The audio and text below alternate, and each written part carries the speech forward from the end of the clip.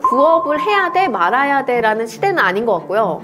지금 당장 해야 돼 라는 시대라고 생각해요. 시간의 힘으로, 그 기록의 힘으로 여러분들의 연금이 되어줄 수 있는 게 바로 부업이라고 생각을 해요. 그래서 부업을 해야 돼 말아야 돼 고민하시는 분들은 무조건 하셔라.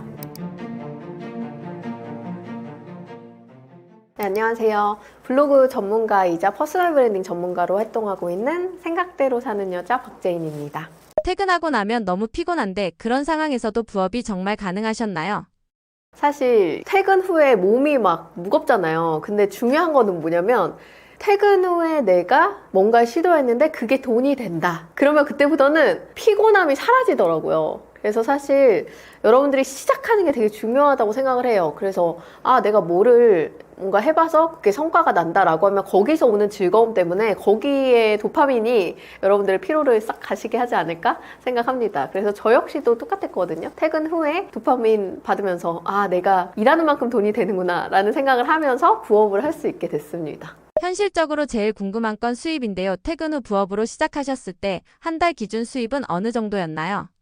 제가 냈던 책 이름이 블로그 투잡됩니다 거든요. 그게 실제로 제가 회사를 다니면서 유통회사를 다닐 때 부업으로 블로그를 하고 블로그를 통해서 물건을 파는 걸 했었는데 그게 월급을 넘어서서 블로그 투잡됩니다 라는 걸로 이제 제목을 냈었어요. 그 당시에 현실적인 수입은 얼마였냐면 첫 달의 수입으로 진짜 놀랍게도 그때 월급이 200만 원이었는데 200만 원을 넘는 수익을 기록을 했었습니다. 그래서 이거 나 직장 때려치고 이거 해야 되는 거 아니야? 라는 생각을 했던 것 같아요. 퇴근 후 부업을 처음 시작하실 때 가장 먼저 하신 일은 무엇이었나요?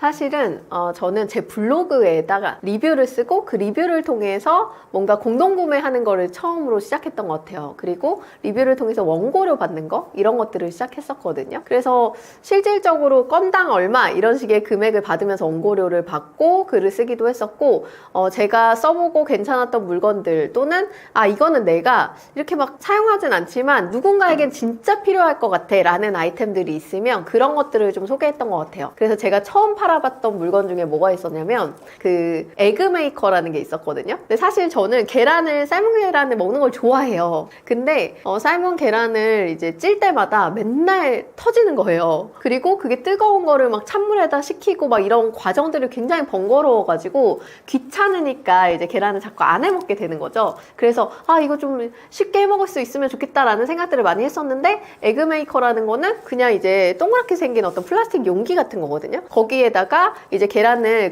이렇게 세워서 쫑쫑쫑쫑 놓고 이제 물을 살짝 끓이면 거기서 이제 수증기가 막 나오면서 이제 균일한 맛으로 계란이 딱 삶아져요. 그리고 관리도 되게 쉽고 물 조금만 넣고 그냥 버튼 하나만 누르면은 딱 적정한 시간에 맞춰서 계란이 삶아지니까 저는 너무 편하더라고요. 그래서 이제 그 에그메이커가 이런 기능이 있고 이런 장점이 있습니다 라는 거를 쓴 게 저의 첫 리뷰였거든요. 근데 사실 그 에그메이커 리뷰로 제가 그 에그메이커만 한 2,000개를 넘게 팔았어요. 네, 그래서 이게 진짜 누군가에게 필요하고 뭔가 누군가에게 불편함이 있었던 거에 대해서 얘기해주고 그게 필요하다는 거를 어떻게 하면 더 좋게 잘 쓸 수 있는지 이런 거를 진짜 찐 후기로 솔직하게 얘기하는 게 돈이 되는구나 라는 생각을 굉장히 많이 했던 것 같아요.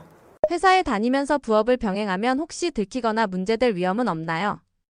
사실 들키거나 문제가 될 확률들이 있죠. 왜냐면 제가 실제로 그 선릉에 있는 카페를 런칭하는 런칭 멤버로 잠깐 회사에 있었던 적이 있었어요. 그때 이제 홈플러스 전 회장님이었던 이승환 회장님 밑에서 제가 있었는데 그 당시에 이제 그 회사에서 받는 월급은 고정이잖아요. 근데 회사를 딱 퇴근하고 나면 그 여가 시간이 너무 아까운 거예요. 그래서 이때 뭐 하지 하다가 제가 이제 커뮤니티 모임을 하고 싶어 하시는 어떤 작가님들 팬 모임이라든지 이제 저자 강연회 같은 것들을 같이 기획해주고 홍보해주고 리뷰해주고 이런 작업들을 같이 했었습니다. 근데 그때 당시에 이제 제가 회사에서 이러면 안 되는데 뭔가 프린트할 게 있으면은 몰래 이제 프린트도 하고 했던 것 같아요. 지금 생각하면 너무 죄송한 일이긴 한데 그런 어떤 뭔가 눈에 띌 수도 있는 일들도 있었고 또 리뷰를 하니까 누군가에게 노출되고 또 보일 수도 있었잖아요. 그래서 조금 조심스러운 부분은 있었던 것 같아요. 그래서 뭔가 부업이라는 게 꼭 그렇게 저처럼 완전히 활발하게 노출하고 해야지만 할 수 있는 건 아니니까 그런 어떤 겸업 금지 조항 지방이 있다거나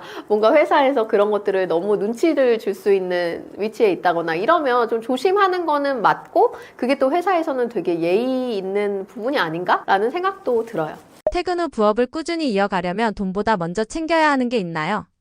이제 부업을 꾸준히 이어가려면 굉장히 중요한 건 지속성이거든요. 내가 이것을 계속적으로 해낼 수 있는가.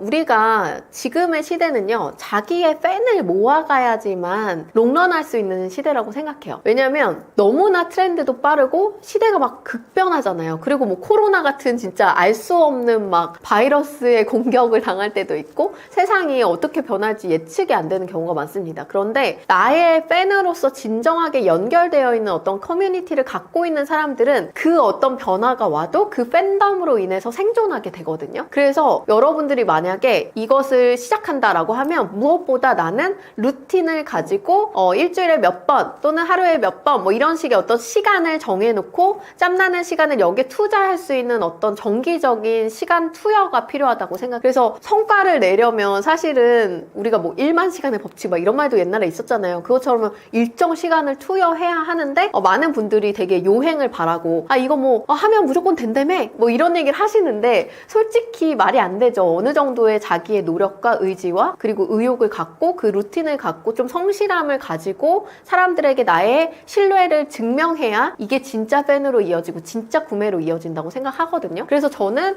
그런 부분에 있어서 어떤 그 돈보다 먼저 챙겨야 되는 건 루틴이 아닌가라는 생각이 듭니다. 강의도 하신다고 들었습니다. 실제 직장인들이 가장 많이 효과를 봤다고 말하는 부분은 무엇인가요? 실제로 가장 많이 효과를 본 거는 제가 알려드리는 부분들이 약간 블로그라든지 퍼스널 브랜딩이잖아요. 그러다 보니 자기에 대한 고민을 굉장히 깊게 하고 그리고 그것을 그냥 생각만 하는 게 아니라 글이라고 하는 거를 통해서 자기를 표현하게 되고 정리하게 돼요. 근데 이게 되게 놀라운 게 글쓰기라는 게 정말 많은 기능을 하거든요. 그래서 아까 말씀드렸듯이 뭔가 나의 팬을 만드는 어떤 그런 기능도 되고 진짜 친구를 만들 수도 있고 그리고 나에게 어떤 영향력을 줄 수도 있고요. 그리고 내가 어떤 뭐 우울감에 빠졌거나 힘든 일이 있었거나 또는 뭔가 누군가에게 속풀이 하고 싶은 이럴 때에도 우리가 뭔가 분노를 표출할 때도 글쓰기를 하면 그 모든 감정 정리가 굉장히 잘 됩니다. 그리고 이제 과거에 대한 회귀를 할 때도 글쓰기의 역할이 되게 크거든요. 저는 제가 약간 우쭐해지고 약간 거만해진 것 같다, 약간 겸손을 좀 잊었어 라는 생각이 들면 제가 제일 처음 강의를 시작했던 때 글을 다시 찾아보곤 해요. 근데 다른 분들도 그렇다고 하더라고요. 내가 이런 걸 함으로 인해서 나를 기록하는 그 습관 자체가 내 삶에 나를 돌아보고 내가 앞으로 무엇을 계획하고 무엇을 할지 이런 거에 대해서 다 고민하고 내 인생을 조금 더 바르게 바라보고 잘 살아갈 수 있게 되었다라는 얘기를 했습니다. 그리고 진짜 신기한 게 글 쓰면 이루어진다라는 얘기 있잖아요. 그래서 많이 쓰고 많이 남들에게 보여주고 남들에게 많이 피드백 받고 하면 사람들이 계속 그거에 대해서 물어봐요. 예를 들어서 내가 그냥 단순하게 저 이제 앞으로 뭐 책을 쓸 겁니다 이렇게 썼어요. 그럼 사람들이 만날 때마다 뭐라 그러냐면 작가님 언제 책 나와요? 신간 쓰신다면서요? 뭐 이런 얘기를 계속 하거든요. 그럼 내가 쓰다가 멈춰 있어도 맞다, 내가 그런 얘기 써놨었지 하면서 누군가 이제 와 지켜보고 있다? 라는 것 자체가 내가 멈추지 않고 뭔가 누군가에게 그 기대에 부응해야 된다 라는 것들을 만들게 되더라고요. 그래서 저는 글 쓰는 것에 대한 성장, 그런 게 많은 분들에게 가장 많이 받은 피드백이고 저 역시도 그걸 통한 성장이 아주 크게 일어났던 사람이다 라고 말씀드릴 수 있을 것 같아요. 그래서 제가 닉네임이 생각대로 사는 여자인데 이 닉네임조차도 슬로건이 이거거든요. 생각한 것을 현실로 만들고 기록을 통해 성장한다. 그래서 기록하는 삶을 여러분들도 사신다면 굉장히 큰 삶의 활력과 행복을 찾으실 수 있을 거라고 생각합니다. 부업을 생각하고 있는 분들을 위해 한 말씀 부탁드립니다. 우선은 이런 얘기를 좀 드리고 싶어요. 저희 굉장히 이제 오래 살잖아요. 그리고 이제는 회사가 나의 정년까지 꽉 채워서 일을 한다고 해도 내 노후를 보장해주지 않습니다.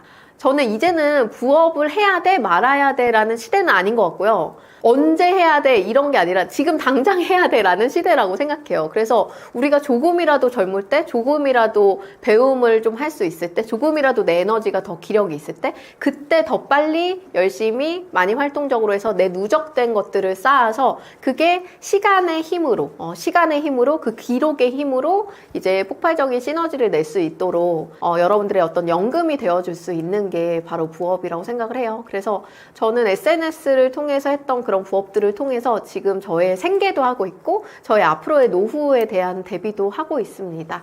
그래서 부업을 해야 돼 말아야 돼 고민하시는 분들은 저는 진짜로 그냥 말씀드리고 싶어요. 무조건 하셔라.